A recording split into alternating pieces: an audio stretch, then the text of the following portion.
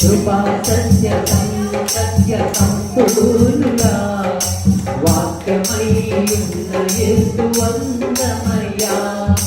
కృపా సత్య దయా సత్య సంపూర్ణుడా వాక్యమై ఉన్న యేసు స్తోత్రమయ్యా. నీ వాక్యమే నన్ను బ్రతికించెను, బాధలలో నెమ్మదినిచ్చెను.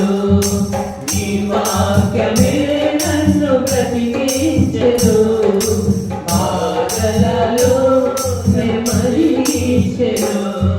హల్లెలూయా. ఏది బ్రతికిస్తుందంట? బాధల్లో బ్రతికించింది దేవుని వాక్యం. ఈరోజు నువ్వు బాధల్లో ఉన్నావా, ఇబ్బందులో ఉన్నావా, కష్టంలో ఉన్నావా, దేవుని వాక్యం నేను బ్రతికిస్తున్నా. మనుషులతో మనం చెప్పుకుంటే మన బాధలు వినొచ్చు, కానీ తీర్చే శక్తి దేవుడికి మాత్రమే ఉంది. హల్లెలూయా. ఎవరి దగ్గరికి వెళ్తే నీకు ఉపయోగం అవుతుందో వాళ్ళ దగ్గరికి వెళ్ళాలి. కంటిలో సమస్య ఉన్నప్పుడు కంటి స్పెషలిస్ట్ దగ్గరికే వెళ్ళాలి. గుండెల్లో సమస్య ఉన్నప్పుడు గుండె స్పెషలిస్ట్ దగ్గరికే వెళ్ళాలి. మీకు అర్థమవుతుంది కదా? అలాగే నీ జీవితంలో నీ బ్రతుకులో సమస్యలు ఉన్నప్పుడు ఆ సమస్యను తీర్చగలిగే దేవుని దగ్గర నువ్వు ఏం చేయాలి?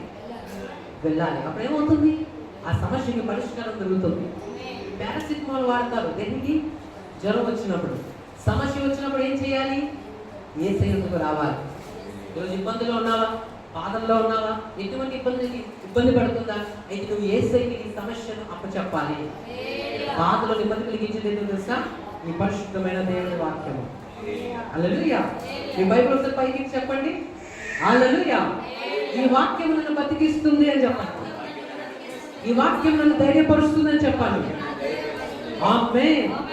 ఈ వాక్యంలోనే పవర్ ఉంది, ఈ వాక్యంలోనే శక్తి ఉంది. భగవాన్కి వచ్చిన